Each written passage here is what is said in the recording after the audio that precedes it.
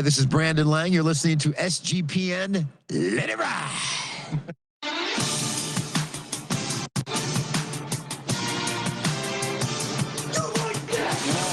Cox. He's one of those guys who will get penetration.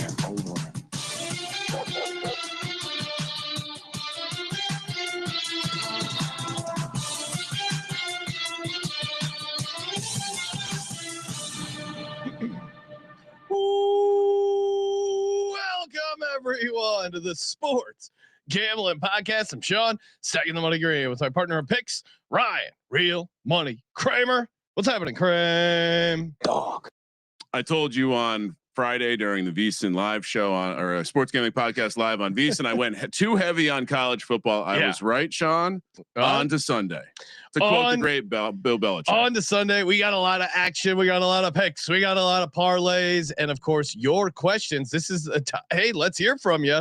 Ollie Gordon with a nice run. It is 13-13. We just saw, I was laughing because the amount of blood on Zach Ertz's face was insane.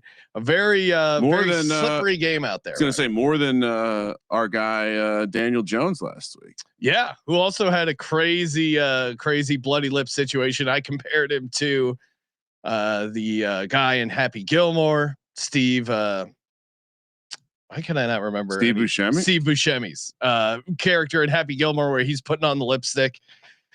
And that's Billy Madison.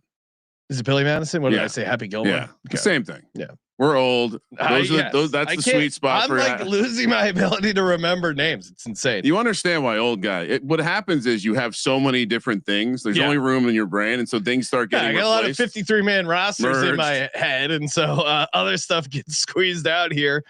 Bills sitting Keon Coleman. Brian, that's kind of an interesting late scratch there. Not a lot of crazy news otherwise, but we're going to bring on the D-Gen Doc, talk a little injury news, get things kicking. We have a little weather and, of course, your questions. We'll give out a bonus underdog entry, Ryan's first half parlay. Lot to get to here as we count you down to kickoff. Joining us on the line, the leading NFL injury expert online, Sebastian, a.k.a. the D-Gen Doc. What's happening, Sebastian? Gentlemen, the horse is prepared for battle, but victory comes from the Lord. What a great day. We get to watch the great Jameis Winston play quarterback. I mean, hey, let's have a day, gentlemen. Great job having that quote ready to go. The picture of him was looking incredibly dapper and prepared for battle. Yeah. When I first saw that, I couldn't tell. I'm like, is this a, it took me a second. I'm like, is this a Jameis Winston parody account online, or is this actually Jameis Winston? And it was his he quoted himself. It's just it's awesome. He's a very entertaining guy with no horse in the fight, if you will. It is just great to see Jameis Winston. And I don't know why Russell Wilson was starting over Jameis Winston at any point. This is where you got to wonder what Dable was up to. Let me just quick, so we all know what we're talking about here. I mean, I don't have it. Looks like a scene from The Matrix. Yeah. So shout out to Jameis. Looks like he went as Neo for Halloween. It was a professional job. Anyway. So he's looking good. That's exciting. Now, Sebastian, let's talk injuries. Anything jumping out at you? Any late injury news we should be aware of? Yeah, I mean, you talked about the Keon Coleman thing. It looks like, not really it's a healthy scratch, but it's more of, I guess he missed a team meeting on Friday. Yeah. So they decided the coach's decision, kind of disciplinary thing. He's kind of sucked, FSU guy, so it makes sense. But, Josh Palmer is coming back. We'll see. They brought in Mecole Hardman. I mean, it's going to have to be, I would imagine, a big secure day. Dalton Kincaid out. I think he's going to be out several weeks, week to week, hamstring. Yeah. That's huge. I think that really helps the Bucks be able to slow down that offense.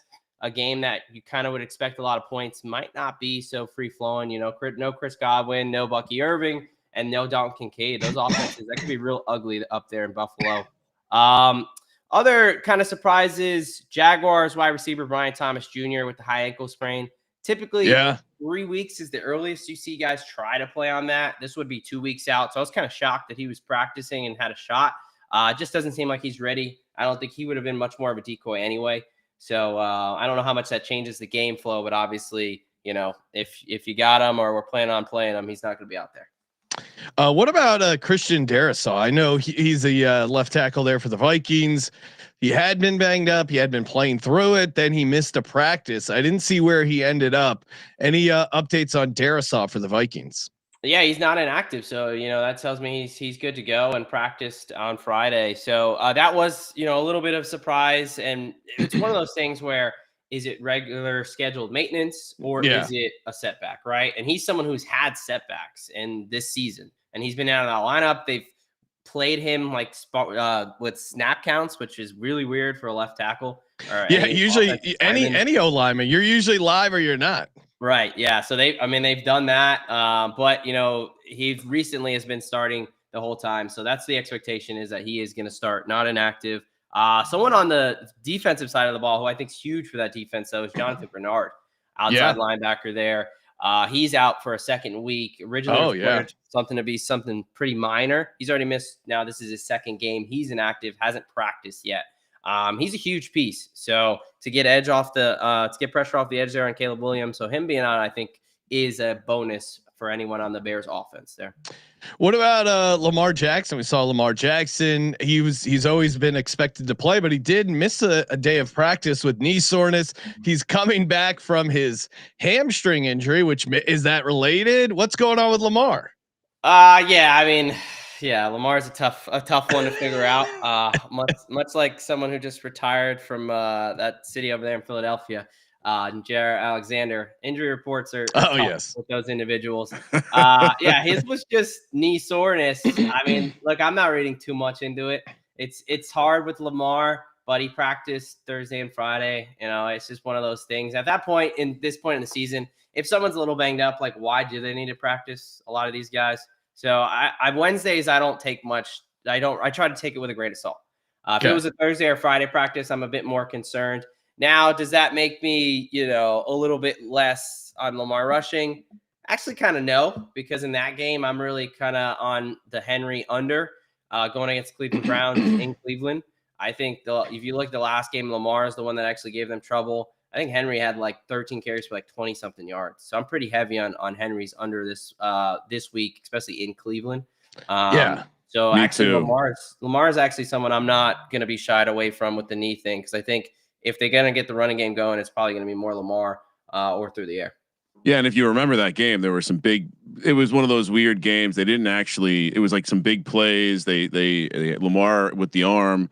We expect there to be.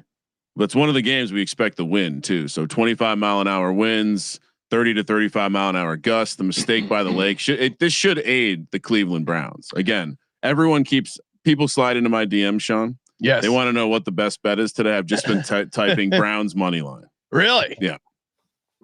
I'm seeing your list of actives. We also have Quentin Johnson. I know he was close to not being active. Any thoughts on QJ today? Yeah, I mean, it's a shin injury, which is kind of a weird one.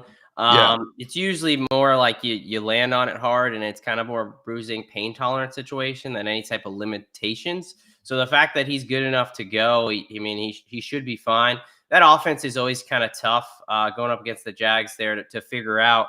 I think Gadsden's a nice one to have a day because he was someone who got ruled out last week, but then knee injury. Yeah. He's fully practiced all week. So basically what happened is he took he took a helmet to his knee, to his quad.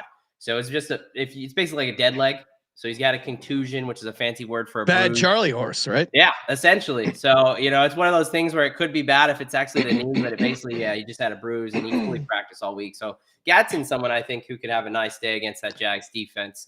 I remember a time when players wore knee pads. Yeah. They don't like wearing them anymore. It's funny. And they barely wear thigh pads either. That's good news, Sebastian, because I'm on Arondé Gadsden 2 touchdowns, gave that out as part of my VSiN play. So glad to hear you're also optimistic about Gadsden. And I would say circling that game as definitely one of the pros versus Joes games of the week. What now? What's Bet splits 75% of the tickets over at the Green Book on the Chargers, but less than 50% of the handle. Look out. All the sharps love those Jags as the home dogs. It's a little worrisome. It's a little worrisome. Sebastian, you're always good at giving out your DGen play for Sunday. What are we cooking up here? What's the angle? Yeah, so I gave out one there with the Henry under, another under. You know, I like playing unders. It's funny to just laugh at someone I love laughing at. Bryce Young.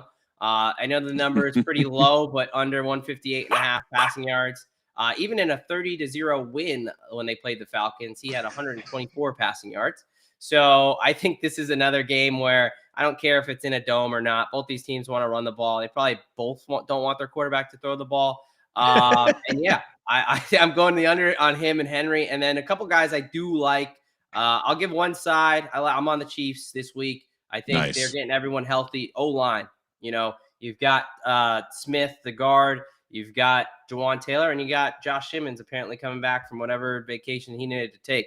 So only Pacheco is going to be out. The other side, Pat Surtain, Alex Singleton, no Nate Atkins and stuff like that. So I like the Chiefs to roll in Denver. And then finally, a little bit DGen there. Two guys I really like this week. Jaylen Warren. I like him. You know, if you go 100, 110 plus rush yards, he had 120 last time against Cincinnati. It's at home. No Trey Hendrickson, no Shamar Stewart on that Bengals defensive line. And then earmuffs, Sean, but I do like Jahmyr Gibbs to have a day, both rushing and receiving. A lot of garbage time. I can see that. You know, hey, you read it however you want it. But I know that Nakobe Dean coming back from that patellar tendon tear, he's been a stud in the run game. But if they can isolate him in the pass game, his pass coverage skills sometimes questionable. I think with no Sam Laporta, I think Jahmyr Gibbs is going to have to be huge, both rushing and receiving. So both those guys, if you get them, you know, 110 for rushing Warren, 140 for Jahmyr Gibbs rushing receiving, that pays out 25-1 if you want to parlay and have some fun. You know I'm a degenerate. Appreciate it as always, Sebastian. Follow all his great work over on X at the DGen Docs. Thanks, Sebastian. Appreciate it, man. Yeah, let it ride, fellas.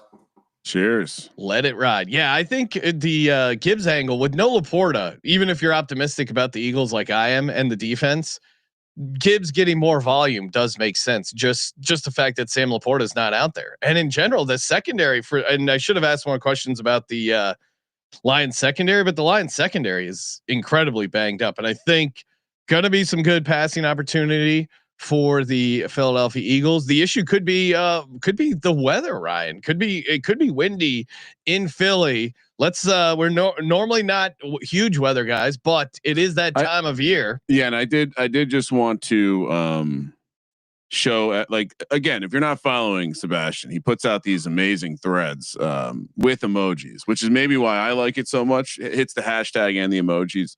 But yeah, give him a follow. And then quick weather update.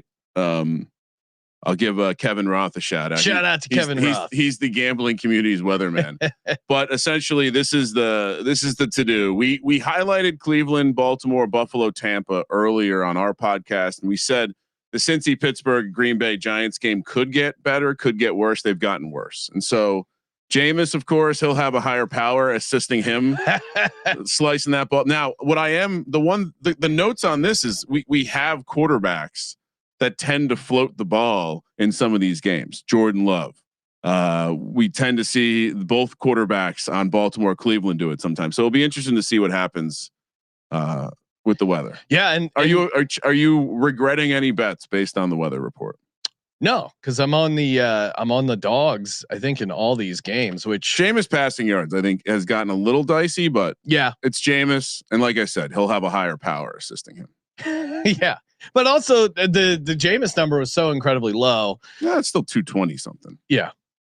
Anyway, just low for Jameis, but also Jameis does have experience playing in Cleveland a bunch last year, which is kind of one of the worst weather spots. It's interesting he didn't have the Eagles game included, which it did seem I'm seeing as high as like 40 miles per hour gusts for the Eagles tonight, which to me, anything below 20 miles per hour, you just completely ignore. But 20 miles per hour and up, especially 25, that's when you start seeing some movement. That's when you start seeing kicks being affected.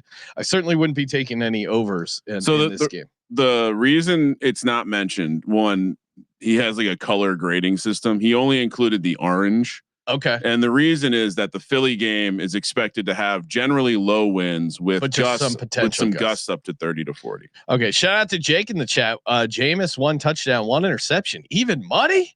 Where'd you find that, Jake? That is a great I will price. say pretty disrespectful for them to have immediate, like generally haven't been offering interception ladders on a lot of the mainstream books, but when Jameis comes back, they bring out the interception specials. Very disrespectful.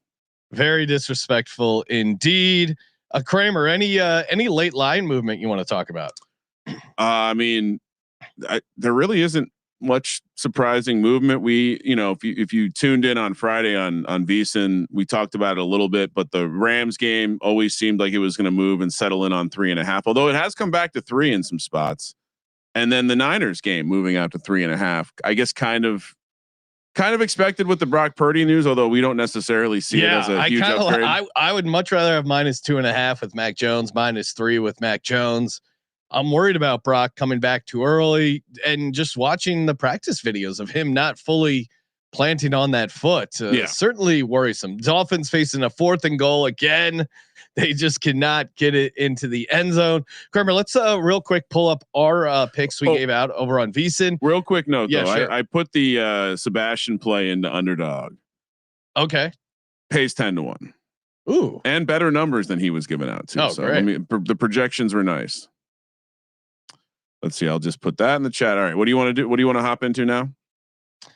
Let's give out our picks over on, or give out what we gave out on VSiN, our TD plays. Okay. Mine, first touchdown, Baker Mayfield, 30 to 1.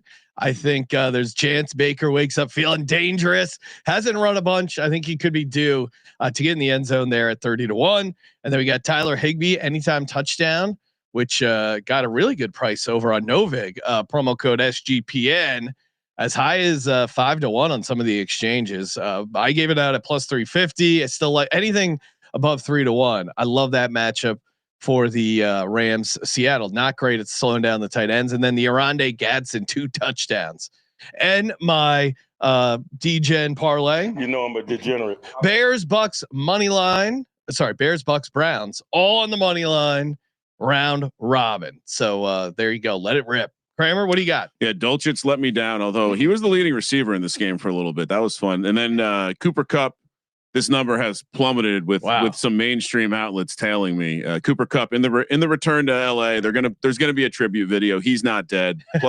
Plus 300 or better, whatever you can get. Definitely a nice one. And then Woody Marks, another price that's come down a little bit. 2 touchdowns against the Titans. He will be the bell cow this week. And then I threw some games that I like in a parlay: Giants, Falcons, Cleveland, Kansas City. One of the line moves we didn't talk about. Makes sense though. Yeah. All the injury news with Denver, and then Philly -3.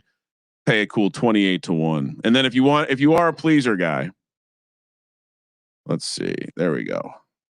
Oh, I don't even have the right thing in here, so ignore that. All right. And another 4th down. The Dolphins are stopped once again. They're not trying to kick the field goal to win the game. What are we? It's, what it is? We're in Spain. They want to draw. Why are they going? Why not kick the field goal there? I don't know. Both teams did not kick the field goal. Both teams went for it. It's ridiculous. Kick the field goal on 4th down. You go up 3 with 1:40 left. Make them beat you. I don't.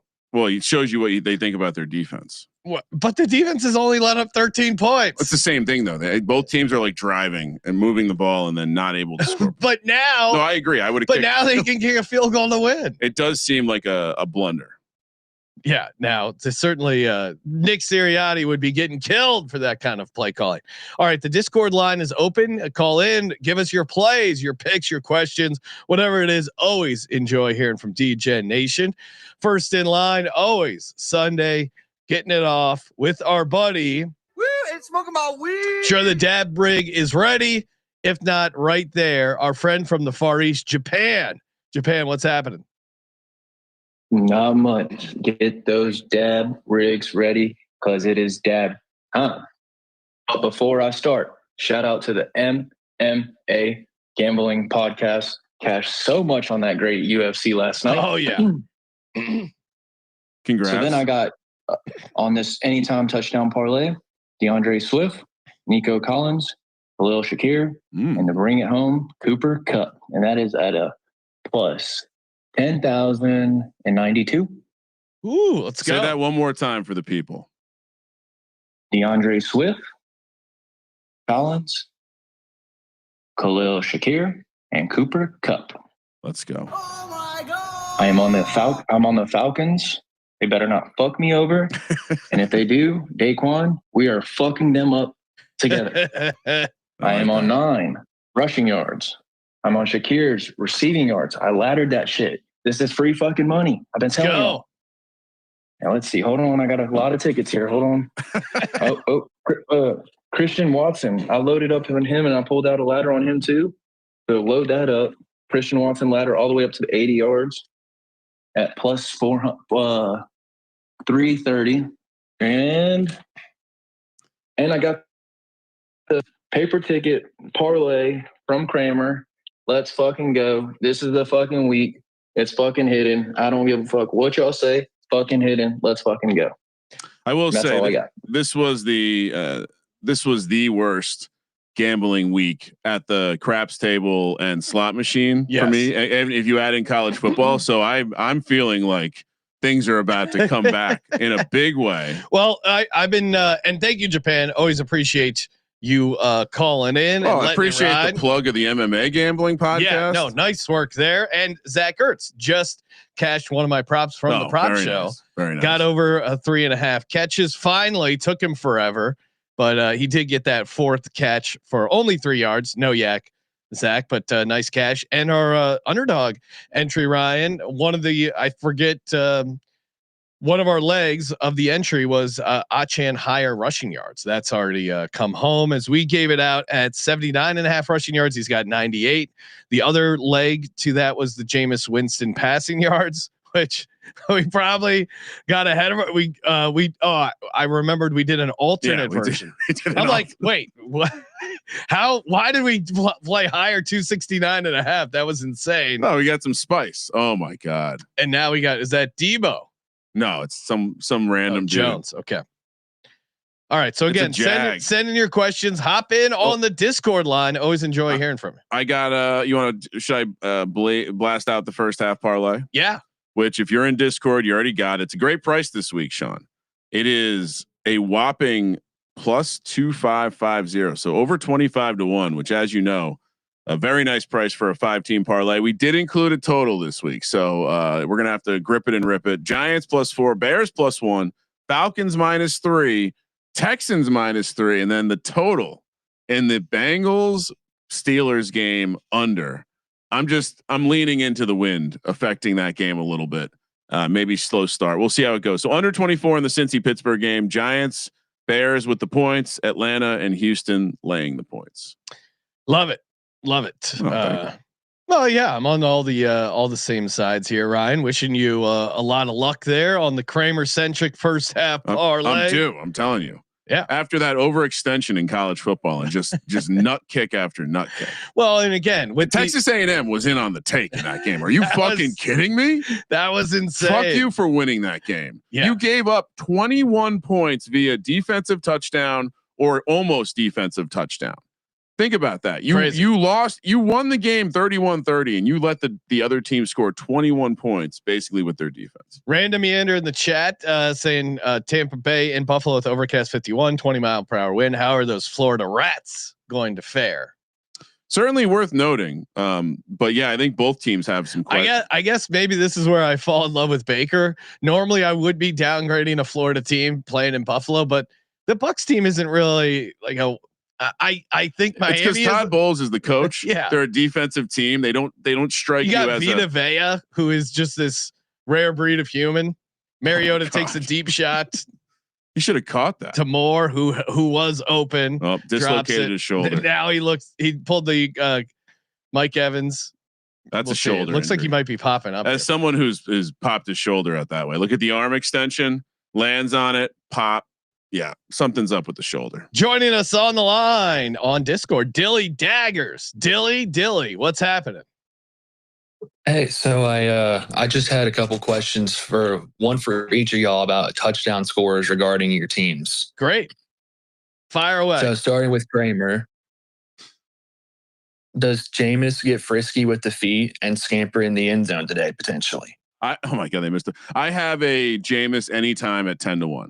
If that answers your question, I got myself there. I told this to Sean at Saginaw. I was like, Jameis, the last time he started a season, he led the league in pass interferences drawn. So the angle would be they get down inside the 1 and they do a little QB sneak. I think. Yeah, could totally see it. Or maybe they keep the playbook, that evil playbook that has the quarterback running and putting him in harm's way. Well, Kafka was the play caller during Jackson Dart's time.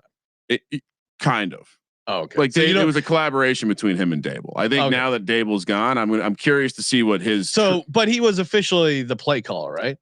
Yes. Okay. On Sundays, but that's what I'm saying. He was calling plays. But Dable had a lot of influence on what plays. I think had a lot of influence. Right. Yeah. I guess we'll see. Well, I'm sorry, I didn't mean to interrupt you, but no. I just think of that snowy night in Cleveland when Jameis just scampered around the pocket and then just went for it. I didn't know if that was. That was awesome. Remember that video of Jameis jumping forward and then like he got hit and part of his helmet's flying out, and that's where he got the. It was snowing and he had that great quote about the horse prepares itself for battle. I know most guys should understand this, but as someone who's gone through trials and tribulations, like he understands he may not get too many chances to start a football game. So he's going full. Yes, I think the angle's there. The fact that they made his anytime 10-1 is silly because it's a bad weather game now. So let's go. Yes. So moving on to you, Sean. Yes. Are you buying the AJ Brown bad news with the whole social media, drop me off for your fantasy teams thing? I mean, I'm seeing it plus 150. I'm also seeing Jalen Hurts at plus money. This guy hasn't scored a push touchdown or a rushing touchdown in almost a month.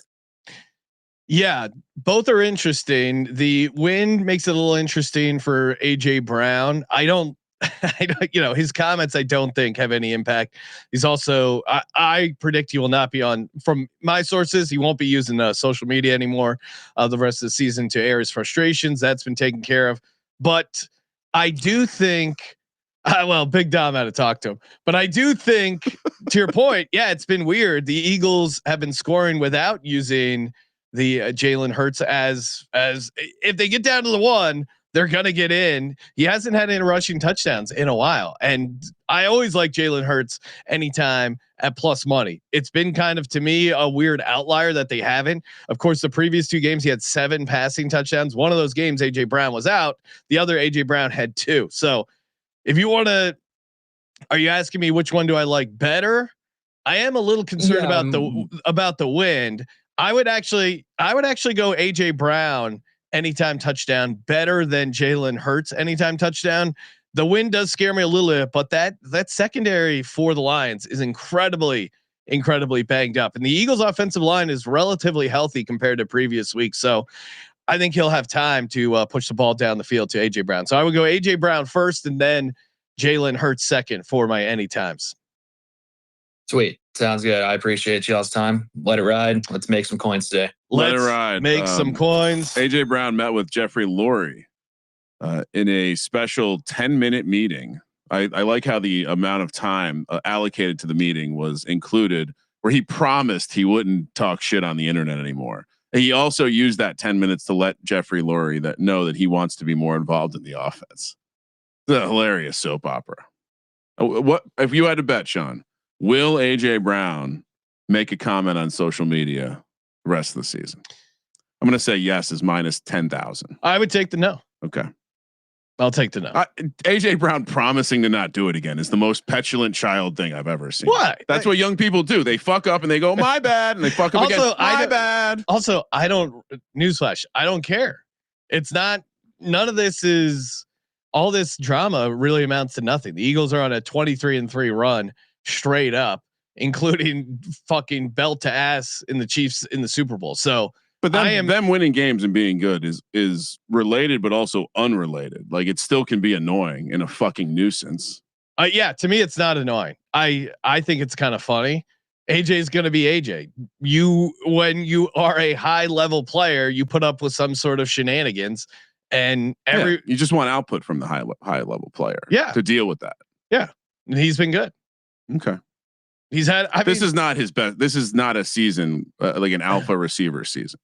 Yeah, well, for my money, he's missed a couple of games. Meanwhile, Devonta Smith is having a career wide year. receiver one. Also, not a complaining bitch. I don't care who gets the receiving yards or touchdowns. I don't care who gets any fantasy points. I'm not really concerned about that. I just want them to win. All right, we got Kramer. Why don't we do? We haven't looked at the contest stuff. You want to plow through that real quick, and then it's less interesting when we're not in it. It's always a little interesting. Grandissimo, which we heard rumors that there is chop interest. No chop this week. A lot of people, I guess, figured I want to chop, but I'm just going to blast the Patriots. And then 2 entries on the Steelers. Wow, which has got to. I would not feel good about that. A little scary. And then what about the regular circuit, Ryan? Pats, as you would imagine, big play. I know our buddy CJ. I'm pretty sure he's locked in on the Texans. So rooting for him to get home. Steelers being that big of a play is kind of surprising. Shocked the Falcons are only 43. And no one's played the Eagles, which would have been our play, Ryan, had we not been snake bitten by those damn Tennessee CJ Titans. Had a good point. That pick felt a little lazy when we were doing the map.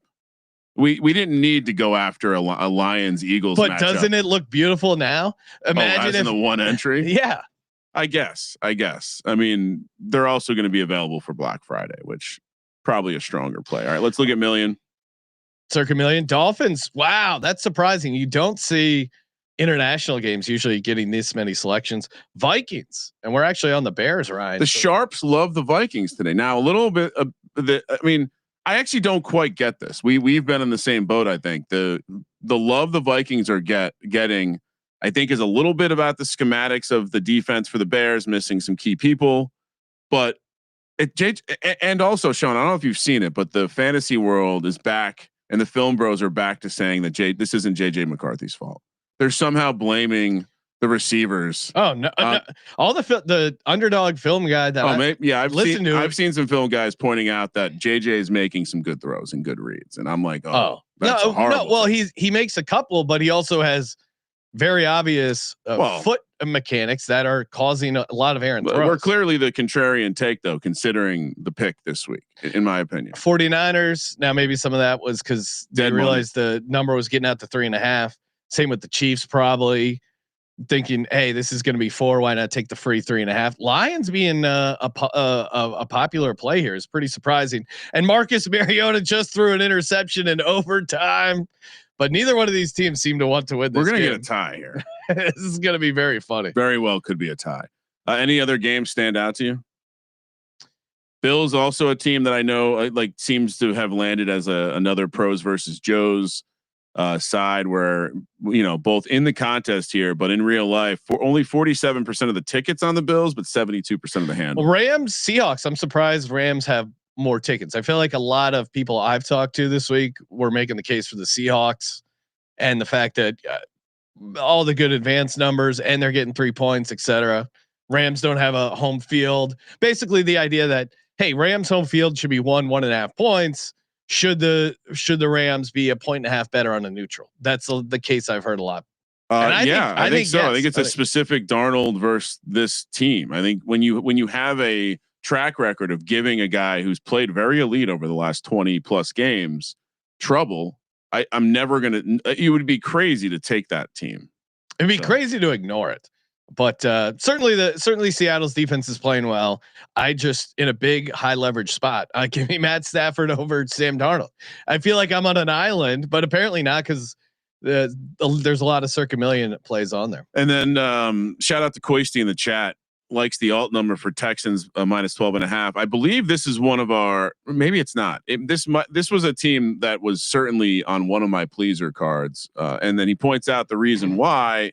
It is bullshit that the Titans wear the Houston Oilers jerseys as throwbacks. Like that is the ultimate. There's 2 city smack in the face games going on with Cleveland, Baltimore, and Houston, Tennessee this week. So what else we got? You want to do an underdog entry? Yeah, let's do an underdog entry. And I jumped ahead, Ryan. I put Jameis Winston higher rushing receiving touchdown in there. Oh, you want to just get nuts? Yeah.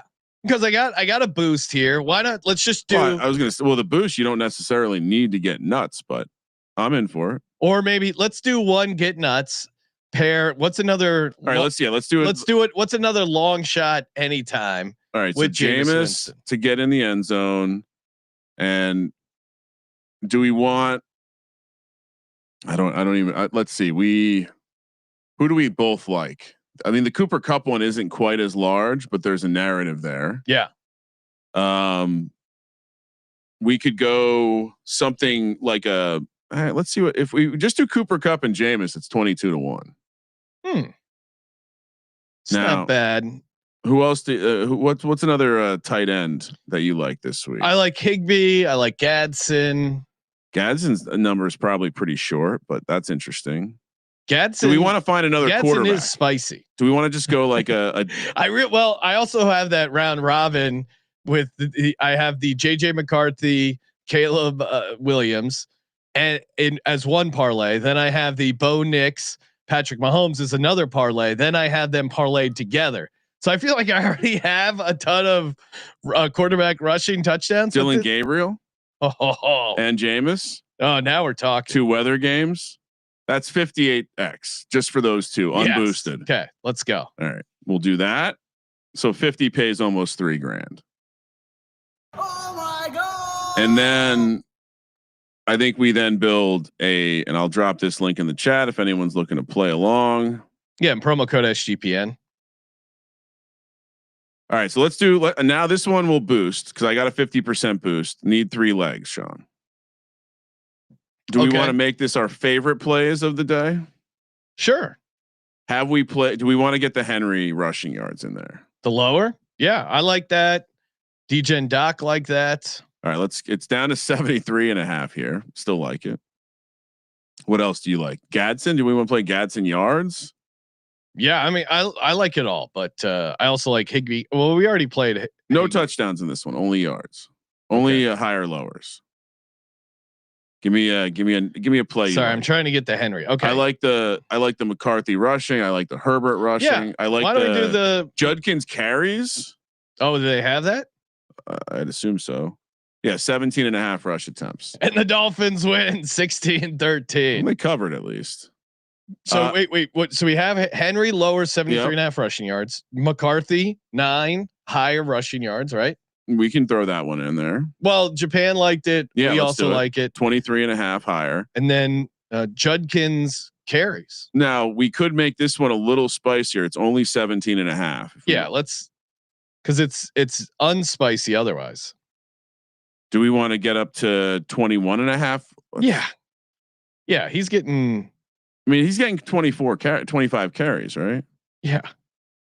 Okay, this is great. So Henry lower 73.5 rushing yards. JJ McCarthy higher 23.5 rushing yards.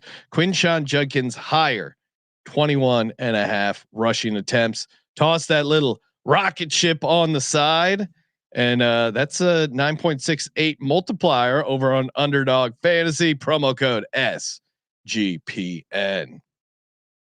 All right, I'll drop that in the chat as well. For some reason, I cannot. You were able to boost that? I was. Let me see. Let me read. Sometimes you gotta mix it around. Rejigger your finances over 21.5 is what we did. Yes. Right. No, I think what it is, you can't add alts in before you add the boost. Okay. So yeah, like you said, almost 10x. All right, checking to see any other questions. Feel free to send them in or hop in on the Discord line. Kramer, I'm jacked up. Next time we're going to be talking right after Sunday Night Football ends, giving you all our Monday night props, recapping all the action, shoving in maybe some people into the locker. Maybe not. Maybe we'll get no people in lockers today, Ryan. And shout out to Mike Young and the Greek Geek laying 18.5 against Charlotte in a little bit here. College hoops. And shout out to James Franklin for starting talks with Virginia Tech or whatever the breaking news was. Pete Thamel, go fuck yourself. Your breaking news is that he's begun to have conversations. So is it already in your mind a done deal? Well, yeah. The internet sleuths found out that Arians and Foster flew up to State College. They caught Bud Foster on the return flight. It sounds like it's a done deal. It sounds like it will officially be official at some point in the next couple of weeks. I guess there's a timing component to his cash buyout from the Nittany line. Like there's contractual shit going on, but it sounds like it's a done deal. And what I've learned out of all this is that shout out to Arkansas. They think they're better than everyone. Little do they know. They're shocked to find out they're not a better program than all these programs that are in Arkansas fans' mind. They are the best program in college football. Woo pig suey. All right. Good times as always. Smash that subscribe button. Tell a buddy. Join DGen Nation. And of course, as always, Thank you for participating in the Sports Gambling Podcast. for the Sports Gambling Podcast, I'm Sean, second the Money Green. He's Ryan. Good luck today. Kramer. Let it ride. I'm wet. I want better fucking execution.